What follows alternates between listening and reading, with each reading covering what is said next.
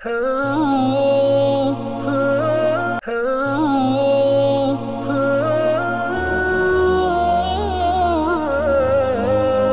அல்ஹம்துலில்லாஹ் வஸ்ஸலாத்து வஸ்ஸலாமு அலா ரசூலில்லாஹ். அன்புக்குரிய நேயர்களே, அஸ்ஸலாமு அலைக்கும் வரஹ்மத்துல்லாஹி வபரகாத்துஹ்.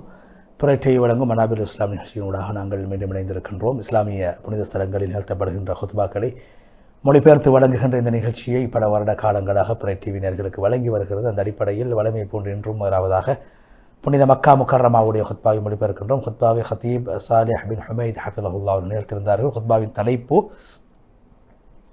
நன்றி செலுத்துவதனூடாக அல்லாஹினால் வழங்கப்பட்ட நிஅமத்துக்களை பாதுகாக்கலாம், அவைகள் அதிகரிப்பதற்கு அது காரணமாக அமையும். அல்லாஹ்வை புகழ்ந்து நபி ஸல்லல்லாஹு அலைஹி வஸல்லம் அவர்கள் மீது ஸலவாத்து ஸலாம் சொல்லி தக்வாவை வலியுறுத்தியதன் பின்பு அல்லாஹ்வுடைய அடியார்களே, உங்கள் எல்லோருக்கும் நான் தக்வாவை வலியுறுத்துகிறேன் என்று தக்வாவை வலியுறுத்தியதன் பின்பு, ஒரு மனிதனுக்கு கொடுக்கப்பட்ட ஆயுள் காலம் மிக குறைவானதாகும். எனவே அல்லாஹ்வுடைய அடியாரே, உலகத்தில் வாழ்கின்ற போது நல்ல விடயங்களை செய்து கொள், அது மறுமையில் உனக்கு பயனளிக்கும். அது உலகத்தில் அதனுடைய நலவுகள் அது தொடராக இருக்கும், மறுமையில் உனக்கு அதனுடைய நன்மைகள் கிடைக்கும். அல்லாஹ்வுடைய அடியார்களே, காலங்கள் செல்வது மூலமாக நீங்கள் படிப்பினை பெற்றுக் கொள்ளுங்கள். மாதங்களை, காலங்களை, வருடங்களை கடப்பதினூடாக வாழ்க்கையில் மாற்றங்களை கொண்டு வாருங்கள். இது முஹர்ரமுடைய மாதம் வந்திருக்கிறது.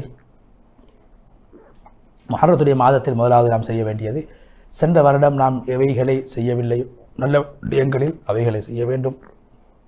இவை எப்படியான பாவங்களை செய்தோமோ அவைகளை விட வேண்டும். அல்லாஹ்வின் பால் நெருங்க வேண்டும், இஸ்திக்ஃபார் செய்ய வேண்டும். அதே நேரத்திலே பாவங்களை விட்டும் அல்லாஹ்விடத்திலே நாம் பரிசுத்தவான்களாக ஆக வேண்டும் என்பதற்காக அல்லாஹ்விடத்தில் தௌபா செய்ய வேண்டும். தௌபா செய்யுங்கள். நல்ல அமல்களை இரவிலும் பகலிலும் செய்து வாருங்கள். உங்களுடைய வாழ்க்கையில் உங்களுக்கு வழங்கப்பட்ட ஆயுள் காலத்தை பாதுகாத்துக் கொள்ளுங்கள். மரணம் ஏற்படுவதற்கு முன்னால் எல்லோரும் அவசரமாக இந்த உலகத்தை விட்டு பிரிந்து செல்ல வேண்டிய ஒரு கட்டத்தை அல்லாஹு தாலா கட்டாயமாக வைத்திருக்கிறான். மரணத்துடைய அந்த கசப்பு எல்லோரையும் இழுத்துக்கொள்ளும் தன் பக்கம். அல்லாஹு தாலா சூரா அல் முனாஃபிகூன் 11வது வசனத்தில் சொல்கிறான், ஒரு மனிதன் மரணிக்க வேண்டிய சந்தர்ப்பம் வந்தால் ஒரு நிமிடம் கூட தாமதிக்கப்பட மாட்டாது. அல்லாஹு தாலா நீங்கள் செய்வதை நன்கறிந்தவனாக இருக்கின்றான். அல்லாஹ்வுடைய அடியார்களே, மனிதன் என்று அல்லாஹ்வுடைய நிஅமத்துக்கள் எல்லாம் எல்லா சந்தர்ப்பங்களிலும் அனுபவித்துக் கொண்டிருக்கிறான், எல்லா நன்மைகள் அனுபவித்துக் கொண்டிருக்கிறான்.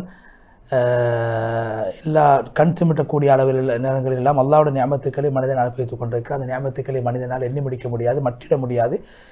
ஈமான் மனிதர்களே, அல்லாஹ்வுடைய நிஅமத்துக்களை நீங்கள் ஞாபகம் செய்து பாருங்கள். சூரா ஃபாத்திர் 3வது வசனம், என்னுடைய அல்லாஹ்வுடைய நிஅமத்துக்களை ஞாபகம் செய்யுங்கள், உங்களுக்கு வெற்றி கிடைக்கும். சூரா அல் அராஃப் 69வது வசனம் என்று சொல்லி, அல்லாஹ்வுடைய அடியார்களே, நீங்கள் அந்த ஹுத்பாவுடைய தொடராக அல்லாஹ்வுடைய அடியார்களே, அல்லாஹ்விடத்தில் நீங்கள் இஸ்திக்ஃபார் செய்யுங்கள்.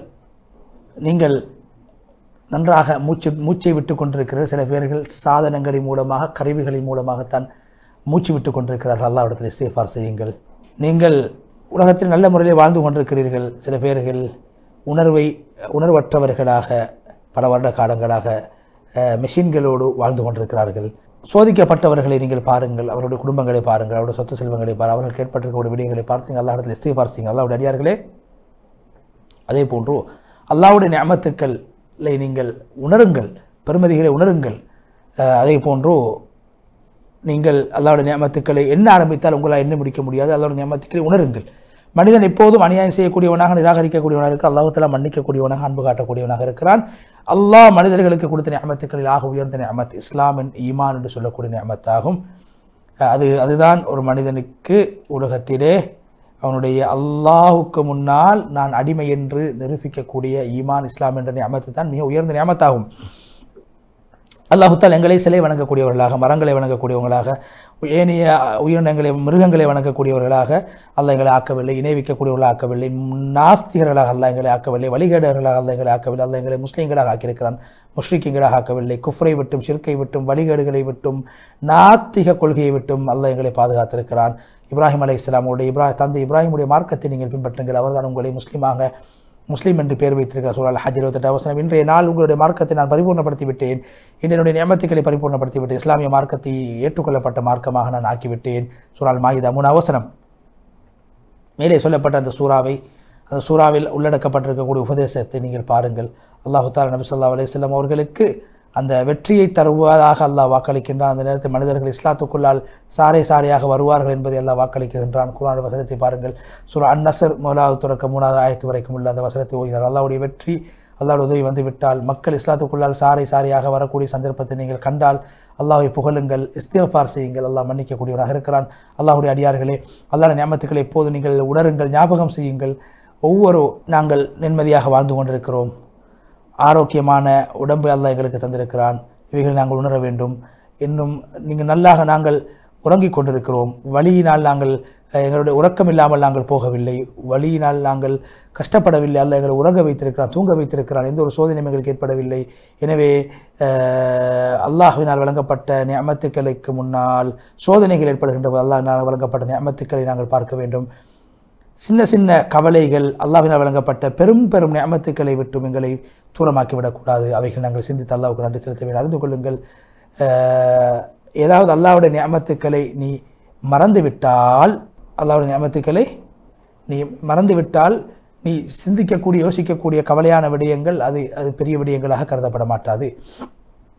பாதுகாப்பு, நிம்மதி, அந்த நியமத்தை நீங்கள் உணருங்கள். நாங்கள் நல்ல பாதுகாப்புக்குரிய பிரதேசத்திலே நாட்டிலே வாழ்ந்து கொண்டிருக்கிறோம். எங்களுடைய மார்க்கம் பாதுகாக்கப்பட்டிருக்கிறது, எங்களுடைய ஊர் பாதுகாக்கப்பட்டிருக்கிறது. வீடுகளிலிருந்து வெளியாகின்ற போது பாதுகாப்பாக, நிம்மதியாக, சந்தோஷமாக வெளியாகின்றோம். இது அல்லாஹ்வுடைய மிகப்பெரிய அருளாக இருக்கிற சூரா அன்-நஹல் 114 அல்லாஹ் சொல்கிறான், அல்லாஹ்வுடைய நியமத்துக்கு நீங்கள் நன்றி செலுத்துங்கள், நீங்கள் அவனை வணங்கக்கூடியவர்களாக இருந்தால். எனவே நாங்கள் இப்போது ஒற்றுமையாக சந்தோஷமாக ஊரில் வாழ்ந்து கொண்டிருக்கிறோம். எத்தனை நாடுகளில் மக்கள் நிம்மதி இல்லாமல் வாழ்ந்து கொண்டிருக்கிற இவைகளை நாங்கள் பார்க்க வேண்டும். அல்லாஹ்வுடைய அடியார்களே, அல்லாஹ்வுடைய நியமத்து பாதுகாக்கப்பட வேண்டும். முதலாவது அந்த நியமத்துக்கள் அல்லாஹ் தந்திருக்கிறான் என்று நாங்கள் உணர வேண்டும். அதே போன்று நாங்கள் இஸ்திக்ஃபார் செய்து அந்த நியமத்துக்கள் நாங்கள் எப்போதும் பாதுகாக்க வேண்டும். அல்லாஹ்வுடைய வழியிலே அல்லாஹ் கூறிய பிரகாரம் அந்த நியமத்துக்கள் நாங்கள் செலவழிக்க வேண்டும். அல்லாஹ்வுக்கு கட்டுப்பட்டு நடக்க வேண்டும். அல்லாஹ்வை அன்பு கொள்ள வேண்டும். அல்லாஹ் மகிமைப்படுத்த வேண்டும். நியமத்துக்கள் பாதுகாக்கப்படுவதற்கு மிக முக்கியமான ஒன்று தான் அல்லாஹ்வுடைய நியமத்துக்களுக்கு நாங்கள் நன்றி உள்ளவர்களாக மாற வேண்டும். எனவே அல்லாஹ்வுக்கு நன்றி செலுத்துவது இருக்கக்கூடிய நியமத்துக்களை பாதுகாக்கும், இழந்த நியமத்துக்களை பெற்றுத்தரும். அல்லாஹ்வுடைய அடியார்களே, நியமத் என்பது உள்ளத்தால், நாவால், உடம்பால் செய்யப்படக்கூடிய ஒன்றாக இருக்கிறது. உள்ளத்தால் எப்படி அல்லாஹ்வுக்கு நன்றி செலுத்துவது? உள்ளத்தால் இது அல்லாஹ் எனக்கு தந்திருக்கிறான் என்று நம்புவது. இந்த நியமத்துக்களை தந்தவன் அல்லாஹ் தான், இந்த நியமத்துக்களை தரக்கூடியவனும் அவன் தான், இல்லாமலாக்கக்கூடியவனும் அவன் தான் என்று உணர்வது. அவனுக்கு நிகராக யாரும் இல்லை. அவன்தான் நியமத்துக்களை அல்லாஹ் உலகத்தில் மக்களுக்கு அல்லாஹ் கொடுப்பான். நியமத்துக்களை வழங்கக்கூடியவன் அல்லாஹ் மாத்திரம்தான். அல்லாஹ் தான் ரப்பு, இறைச்சனுக்கெல்லாம் மிகப்பெரிய இறைச்சனாக இருக்கிறான். அஸ்பாபுகளை உருவாக்கக்கூடியவனாக இருக்கிறான். யார் உறுதியாக நியமத்துக்கள் அல்லாஹ்விடத்திலிருந்து வழங்கப்பட்டிருக்கிற என்று உள்ளத்தால் உணர்வார்களோ அவர்கள் அல்லாஹ்வுக்கு நன்றி செலுத்தி விட்டார்கள். நாவினால் எப்படி நியமத்துக்களை நன்றி செலுத்துவது? நாவினால் நியமத்துக்களை பற்றி பேசுவது, மோஸ்துதிக்காக அல்ல, பெருமைக்காக அல்ல, மமதைக்காக அல்ல, அல்லாஹ்வை புகழ்வதற்காக வேண்டி பணிவாக அல்லாஹ்வுடைய நியமத்துக்களை பற்றி பேசுவது. அல்லாஹ்வுடைய நியமத்துக்களை பேசுவது, அல்லாஹ்வுடைய நியமத்துக்களை நாங்கள் உள்ளத்தால் உணர்வதன் மூலமாக. பெருமைக்காக வேண்டி நாங்கள் பேசக்கூடாது. மற்றவர்களை அற்பமாக, துச்சமாக மதிப்பதற்காக, கேவலப்படுத்துவதற்காக நாங்கள் அல்லாஹ்வுடைய நியமத்துக்களை பேசக்கூடாது. அல்லாஹ் தந்திருக்கிறார் என்ற அந்த ஈமானிய உணர்வோடு நாங்கள் பேச வேண்டும். மோஸ்துதி எங்களுடைய எண்ணங்களை எல்லாம் அது பாழாக்கிவிடும், என்னுடைய அமல்கள் எல்லாம் அது பாழாக்கிவிடும். அல்லாஹ்வுடைய நியமத்துக்களை பேசுவது அல்லாஹ்வுடைய நியமத்துக்களுடைய அபாபுகளில் வழிகளில் மிக உயர்ந்ததாக இருக்கிறது. உடம்பால் எப்படி அல்லாஹ்வுக்கு நன்றி செலுத்துவது? நியமத்துக்களை அல்லாஹ் பொருந்தக்கூடிய விடயத்திலே, அல்லாஹ்வினால் பொருந்திக் கொள்ளப்பட்ட விடயங்களில் நாங்கள் ஈடுபடுத்துவது, பாவங்களில் பாவிக்கக்கூடாது. அல்லாஹ்வுடைய நியமத்துக்களை நாங்கள் அல்லாஹ்வுடைய நியமத்துக்களுக்கு நன்றி செலுத்துவதற்கான மிக முக்கியமான வழி என்னவென்றால், ஒரு அடியான் எப்போதும் தன்னிடத்தில் கேள்வி கேட்க வேண்டும், இந்த நியமத்துக்கள் இல்லை என்றால் உன்னுடைய நிலைமை எப்படி இருக்கும்? நீ எப்படி மாறிவிடுவாய்? அந்த இழந்த நியமத்துக்களை பெறுவதற்கு எவ்வளவு செலவழிக்க வேண்டும்? எனவே ஒரு மனித உலகத்தில் அல்லாஹ்வுடைய ஒரு நியமத்தை இழந்தால் அந்த நியமத்துக்களை மீண்டும் பெற முடியாது. பெறுவதாக இருந்தால் எப்படி அவர் காசு பணங்களை செலவழிக்க வேண்டும் என்பதை உணர வேண்டும். அல்லாஹ்வுடைய அடியார்களே, நியமத் நன்றி செலுத்தப்பட்டால் உறுதியாக அது இருக்கும், பாதுகாக்கப்படும். நிராகரிக்கப்பட்ட அந்த நியமத் பறிக்கப்பட்டுவிடும். நியமத் என்பது சில போது எங்களை விட்டு வேகமாக சென்றுவிடும். அதை பாதுகாக்க வேண்டுமாக இருந்தால் அல்லாஹ்வுக்கு நன்றி செலுத்த வேண்டும். அல்லாஹ்வுடைய விடயங்கள் யார் வீணாக்குவார்களோ அவர்கள் அல்லாஹ் அல்லாத ஏனைய விடயங்களை நிச்சயமாக வீணாக்குவார்கள். அல்லாஹ் உன்னை பார்த்து கொண்டிருக்க உணர்வோடு நீ செயல்பட வேண்டும். அல்லாஹ்வை நீ பாதுகார், அல்லாஹ் உன்னை பாதுகாப்பான். சோதனைகளுடைய நேரத்தில் சந்தோஷமாக வாழக்கூடிய நேரத்தில், இன்பமாக வாழக்கூடிய நேரத்திலே அல்லாஹ்வோடு நீ தொடர்புபட்டுக்கொள். அல்லாஹ் உனக்கு சோதனை ஏற்படுகின்ற போது உன்னை பாதுகாப்பான். அதேபோல் அல்லாஹ்வுடைய நியமத்துக்களுக்கு நன்றி செலுத்தக்கூடிய சந்தர்ப்பத்தை அல்லாஹ் உனக்கு தருவான் என்று சொல்லி அல்லாஹ்வுடைய நிஅமத்துக்களை உணர்வதற்கு மிக முக்கியமான விடயம் என்னவென்றால், இப்போது உலகத்தில் எங்களை விட அந்தஸ்தில் குறைந்தவர்களை நாங்கள் பார்க்க வேண்டும். நபி ஸல்லல்லாஹு அலைஹி வஸல்லம் சொன்னாங்க, உங்களை விட அந்தஸ்தில் குறைந்தவர்களை உலக விடயங்களில் நீங்கள் பார்த்துக் கொள்ளுங்கள். அப்படி நீங்கள் பார்ப்பது அல்லாஹ்வுடைய நிஅமத்துக்களை நீங்கள் அற்பமாக கருதாமல் இருப்பதற்கு அது துணையாக, உதவியாக, பொருத்தமாக இருக்கும் என்று சொன்னார்கள். எங்களுடைய முன்னோர்களில் ஒருவர் தன்னுடைய சகோதரருக்கு ஒரு கடிதம் எழுதினார். அதில் குறிப்பிட்டார், எத்தனையோ நிஅமத்துக்கள் எங்களிடத்தில் இருக்கிறது, எவ்வளோ பாவங்கள் செய்து கொண்டிருக்கிறோம், அல்லாஹ் எத்தனை நியமத்துக்களை தந்திருக்கிறான். எந்த நியமத்துக்கு நாம் அல்லாஹ்வுக்கு நன்றி செலுத்துவது? அல்லாஹ்வினால் வழங்கப்பட்ட நியமத்துக்களுக்கா, அல்லது நாம் செய்யக்கூடிய தவறுகளை, குற்றங்களை, பாவங்களை மறைத்து அல்லாஹ் வைத்திருக்கிறானே அந்த நியமத்துக்கா என்று எனக்கு தெரியாது என்று குறிப்பிட்ட அல்லாஹ் குர்ஆன் வசனத்தில் சொல்கிறான், என்ன நியமத்துக்களை நீங்கள் அனுபவிக்கணும் அவைகள் அனைத்தும் அல்லாஹ்வின் மூலமாக உங்களுக்கு வழங்கப்பட்டிருக்கிறது. ஏதாவது சோதனைகள் உங்களுக்கு ஏற்பட்டால் நீங்கள் அல்லாஹ்விடத்தில் தான் நீங்கள் மீள வேண்டும் என்று சொல்லி ஹுத்பாவுடைய முதல் பகுதியை விடைபெற்று சென்று ஹுத்பாவுடைய இரண்டாவது பகுதி அல்லாஹ்வை புகழ்ந்து நபி ஸல்லல்லாஹு அலைஹி வஸல்லம் சொல்லி தக்வாவை வலியுறுத்தியதன் பின்பு, அல்லாஹ்வுடைய அடியார்களே, ஷைத்தானுடைய பாதையை விட்டு நீங்கள் தவிர்த்துக் கொள்ளுங்கள். ஷைத்தான் எப்போதும் நன்றி கெட்டவனாக நடக்கக்கூடியவனாக இருப்பான். சோதனைகளை மாத்திரமே உங்களுக்கு காட்டுவான், நியமத்துக்களை மறக்கடிக்க செய்து விடுவான். அல்லாஹ்வுடைய நியமத்துக்களை அற்பமாக கருதுவது அது நியமத் பறிக்கப்படுவதற்கு அடையாளம். அல்லாஹ்வுடைய நியமத்துக்களை மகத்தாக கருதுவது அது அல்லாஹ்வுடைய நியமத் பாதுகாக்கப்படும் என்பதற்கு அடையாளமாகும். யார் அல்லாஹ்வுடைய நியமத்துக்களை அற்பமாக கருதுவாரோ அவர் அல்லாஹ்வுடைய நியமத்துக்களை பார்க்கிறாரே தவிர நியமத்தை வழங்கக்கூடிய அல்லாஹ்வை பார்க்கவில்லை. ஏதாவது நியமத் உனக்கு ஏற்பட்டால், இல்லாமல் போய்விட்டால், நீ உனக்கு தந்த பாக்கியம் ஒன்று இல்லாமல் போனால் நீ பார்க்க வேண்டும், எந்த காரணத்தினால் இந்த பாக்கியம் இல்லாமல் போயிருக்கிறது என்பதை பார்க்க வேண்டும். நிச்சயமாக நீ காண்பாய், அல்லாஹ்வுக்கு நன்றி கெட்டவனாக நீ நடந்திருப்பாய். அதுதான் அல்லாஹ்வினால் வழங்கப்பட்ட நியமத் பறிக்கப்பட்டிருக்கிறது. எனவே அல்லாஹ்வின் பக்கம் மீள வேண்டும். அல்லாஹ்வின் பக்கம் நாங்கள் மீள்வோம், இழந்த நியமத்துக்களை மீண்டும் பெறலாம். நான் ஒருபோதும் எந்த ஒரு குறையும் செய்யவில்லை, தப்பும் செய்யவில்லை என்று நீ சொன்னால் நீ ஒரு மடையனாவாய். அல்லாஹ்வுடைய ஏற்பாட்டின் மூலமாக நடக்கக்கூடிய விடயங்களை நீ புறக்கணிக்க கூடாது. பெருமை அடிக்காது, இருப்பதை கொண்டு பெருமை அடிக்காதே, இல்லாமல் போனதை நினைத்து நீ வருந்தாதே.